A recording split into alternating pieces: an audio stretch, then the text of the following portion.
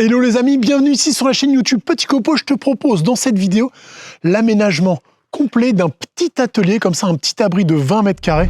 Je suis sûr que ce type de bâtiment, tu l'as déjà vu, c'est les petits trucs en bois tout prémontés que tu n'as plus qu'à assembler chez toi. Je te propose ici l'aménagement complet, surtout comment on va fabriquer les caissons ici, les assembler, les mettre en place pour que ça soit solide, pratique et optimiser l'espace ici dans ce petit atelier. Allez, viens avec moi, c'est parti. Mais avant ça, je te prends une minute pour le sponsor de cette vidéo.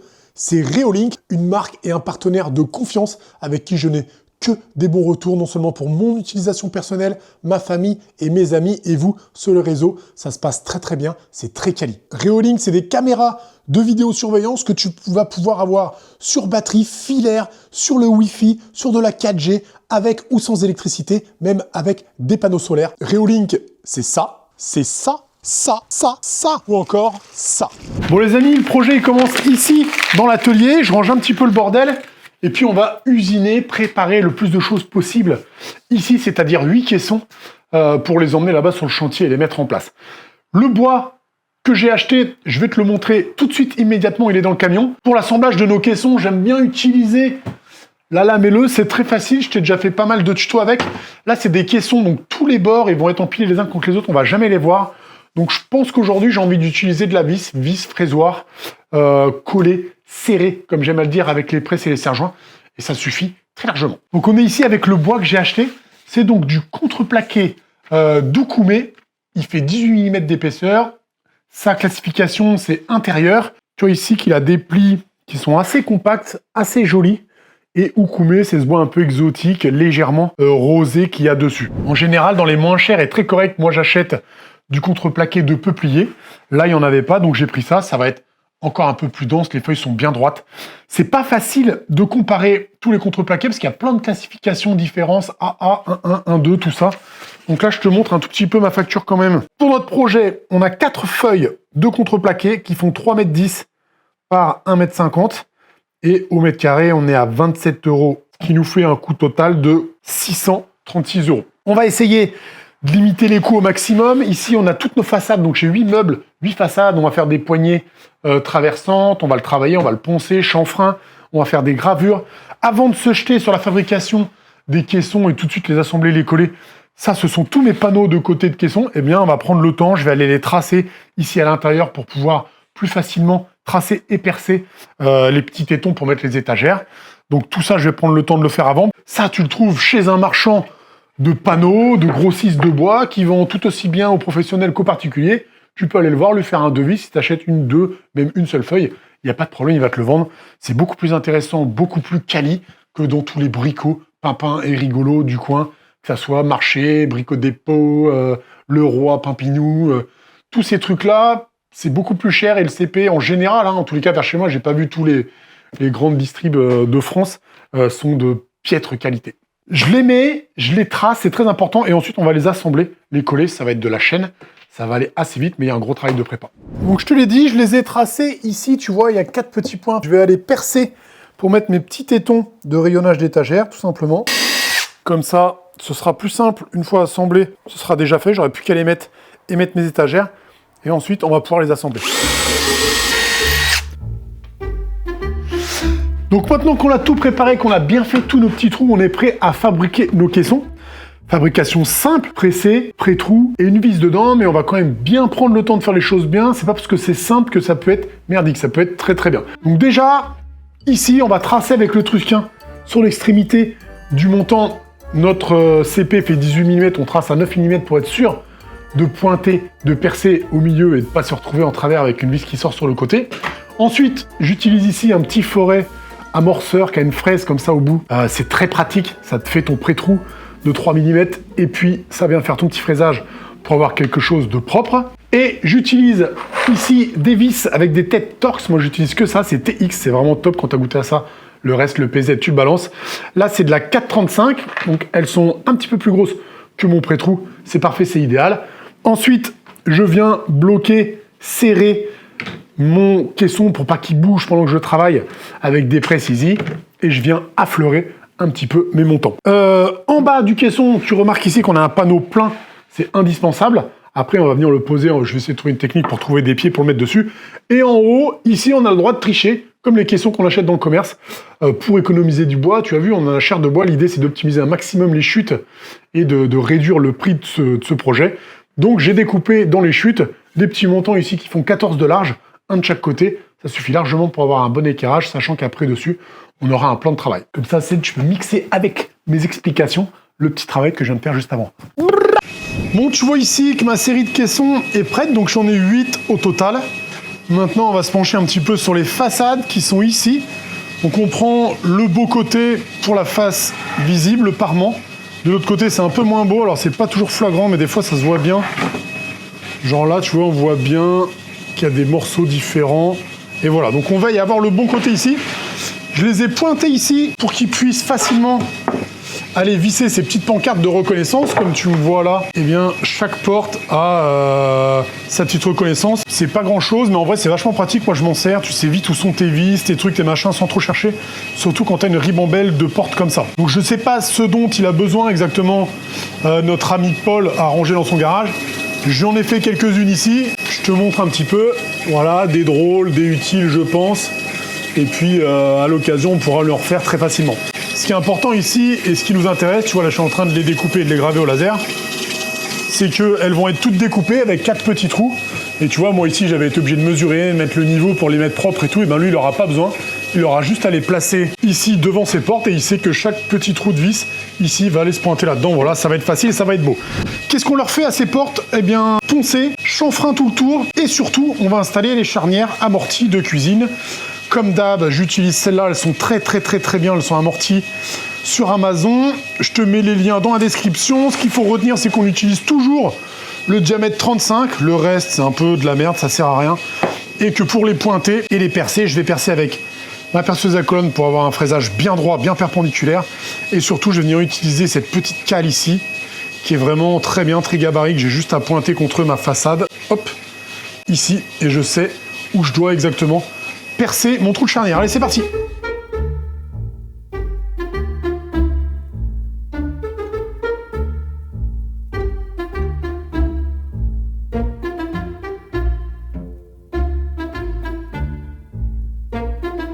Alors c'est parti, pendant que les petites plaquettes s'usinent là-bas, on va usiner nos poignées de porte, poignées débouchantes dans du contreplaqué, et puis tout simplement après on va lui faire un petit chanfrein, tu vas voir ça va être joli assez simplement. On se munit de sa plus belle défonceuse, avec ici une fraise à copier, donc je te rappelle ce que c'est. Ici tu as du taillant et juste en dessous tu as un roulement qui lui va venir suivre ma forme ici. Là je l'ai usiné au laser mais tu aurais pu la faire toi-même. Et donc quand je vais plonger, ça va venir découper tout ce qu'il y a à l'intérieur de ce trait. Le roulement suit et copie et découpe.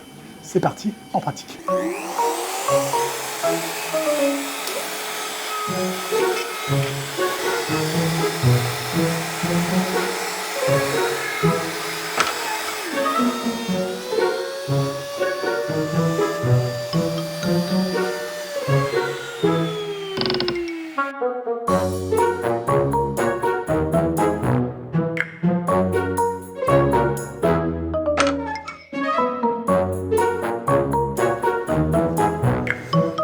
Les amis, nous voilà sur le chantier, les lieux du crime. Ça sonne creux comme tu peux l'entendre. Donc l'idée, c'est de faire tout un aménagement sur ce côté-là avec du meuble, un plan de travail, de l'étagère au-dessus et toutes les portes. Et puis ici, on va avoir un plan de travail et un mobilier un peu plus type armoire ouverte, dressing, pour ranger des gros trucs. Tous les plans de travail vont être en piste de bowling. Ne te pose pas de savoir pourquoi, mais il se trouve qu'on en a en notre possession, donc on en utilise. C'est vraiment idéal parce que c'est totalement imputrescible, solide, lisse, facile à nettoyer.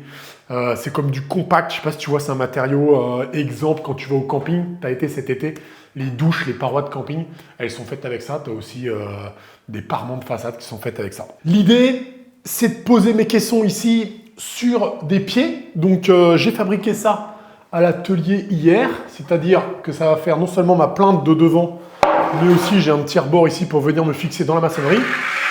Donc ici, je vais sortir tout mon petit matériel, je vais mettre ça de niveau, et je vais aller le fixer au sol. J'ai pris un cloueur béton pour essayer, ça va être facile, sinon avec des chevilles ça aurait pu le faire. Et puis derrière, il me suffira d'aller fixer contre le mur ici des petites pièces de bois pour que mes caissons viennent se mettre dessus. On fait tout ça ensemble, c'est parti.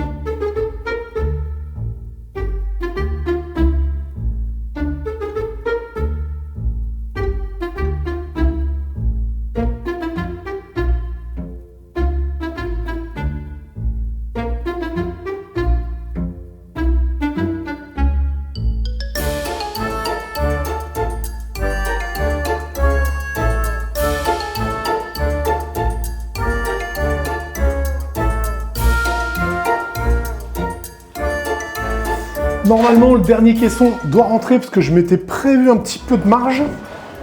Voilà, pour pas se galérer. Prévois-toi toujours quelques centimètres de linge, quitte à mettre un petit bandeau le long ici pour finir. Tu vois, ça va être cool, il y a pas mal de rangements. Maintenant, l'idée, ça va être de venir les rassembler entre eux ici avec une presse. Je vais les tenir ensemble et je vais les fixer tous entre eux. Ça va faire une grande unité. Et une fois que j'ai cette grande unité, là, je vais pouvoir le fixer à la fois au sol et dans le mur derrière.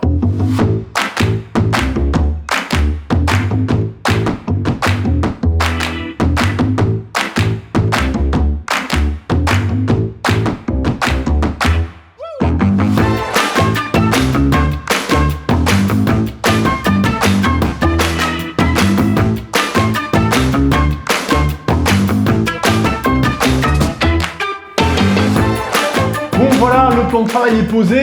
Donc je te le dis, c'est un matériau qui est vraiment très dur à découper. Peu de chance que je trouve de la piste de bowling, mais tu peux trouver du compact par contre chez certains fabricants. Par contre, c'est très intéressant parce que c'est vraiment solide, c'est fin, c'est dur. Et voilà. Je vais en recouper un peu après parce que je vais faire de l'étagère. Je voudrais d'abord finir avec mes meubles et mes portes. Et là, j'ai posé une première porte. Donc les charnières, elles sont amorties. Amorties, ça veut dire qu'elles se ferment doucement comme ça, sans faire de bruit, et c'est beau. Et la petite cale, le petit gabarit que je t'ai montré en début de vidéo, qu'on place pour savoir où percer ici l'intérieur du trou, ben, elle te sert aussi, tu la mets là, à savoir où percer ici ton meuble. Sauf que là, je ne l'ai pas vu que je suis sur le chantier. Donc je me suis posé la première en tâtonnant, en cherchant un peu. Maintenant que je sais exactement quelle distance je dois percer, ben, je vais me fabriquer une petite cale, un gabarit, hein, toujours c'est la vie. Je ne vais pas m'amuser à tout régler ou tout mesurer, que je vais venir placer ici à chaque fois en haut et en bas avec un pré-trou, et venir faire un pré-trou dedans pour venir mettre mes vis et mes portes. Et voilà, et ça devrait être pas mal. Le seul crainte que j'ai, c'est que j'ai pris 45 comme mes meubles, en espérant qu'il y ait assez de jeu sur toute la longueur et que j'ai pas à recouper très légèrement d'1 millimètre toutes mes portes. Ce qui est possible, je vais essayer que non, mais c'est ma seule crainte, on va voir.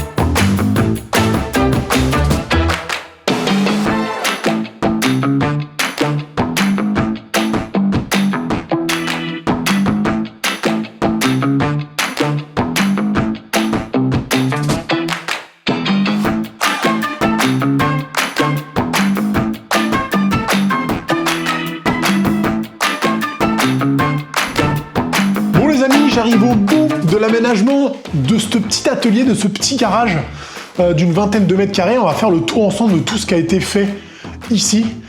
En gros, j'ai une charge de travail qui s'élève à la fin de ce chantier à 4 jours. Donc ça te donne une idée du temps qu'il m'a fallu pour fabriquer tout ça. Les étagères, les caissons, les portes, les supports et la mise en œuvre, la pose ici sur le chantier. Donc je te montre un petit peu qu'on a pas mal de rangements dans un bâtiment qui fait une vingtaine de mètres carrés. Hein. C'est des bâtiments assez classiques que tu trouves à acheter, à assembler en bois.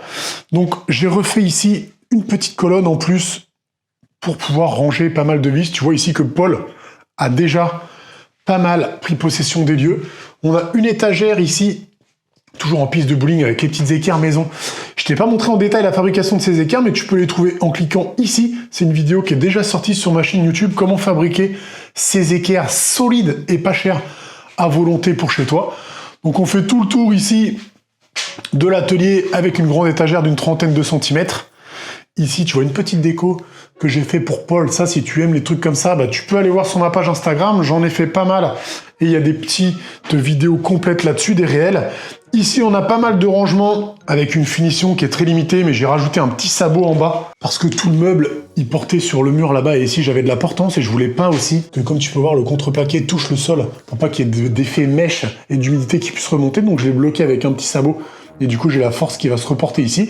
Et puis, on a rajouté 2 meubles ici. Enfin, 2 caissons, on va dire. J'ai pas mis encore les petites étiquettes dessus. J'attends que Paul me dise ce qu'il souhaite ranger dedans. Donc, tu vois qu'on a pas mal de rayonnage, de rangement. On est vraiment sur de l'aménagement type cuisine cuisiniste. Tous les caissons sont en 18 mm assemblés les uns dont les autres. Et puis ici, on a une petite plante en bas qui finit bien, comme tu peux le voir ici, avec les petites étiquettes qui sont drôles, qui sont interchangeables si Paul souhaite les changer. Moi, j'ai trouvé ça vraiment pas mal chez moi, parce que je t'avoue, quand t'as plein de portes, bah, tu sais directement où sont tes vis, tes chevilles ou ton matériel électrique, par exemple.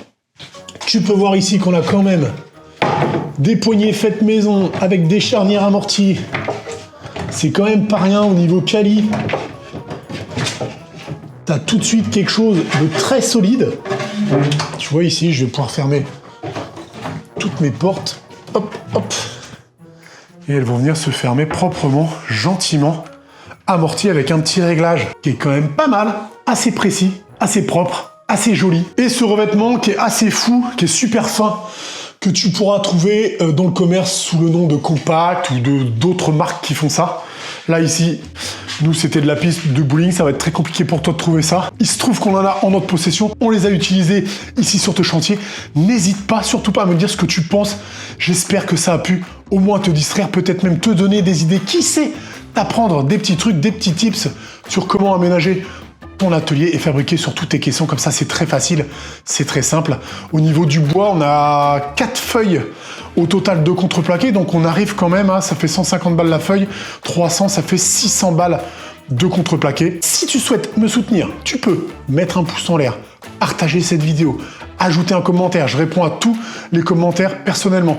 Et bien sûr, si tu veux aller plus loin, il y a les tips, tu peux cliquer sur rejoindre, qui est ici juste en bas de la vidéo, c'est une vingtaine, 20-25 personnes qui ont ça, et tu as accès à un petit badge qui t'est personnalisé à toi quand tu écris un commentaire, et ben on sait que c'est toi, et ensuite, et en plus, tu as non seulement mes infimes remerciements et des gros bisous que je te fais, mais aussi tu as toutes les vidéos YouTube en avant-première avant qu'elles soient publiques, et ben tu les reçois, voilà, c'est le petit contrepartie que je vous offre en vous remerciant. Je vous fais un gros bisou, abonne-toi si ce n'est pas déjà fait, c'est important. Je vous dis à très bientôt sur la chaîne YouTube Petit Copeau pour un max de copeaux ou du chantier de boiseux, je ne sais pas. Je vous dis bis, à plus.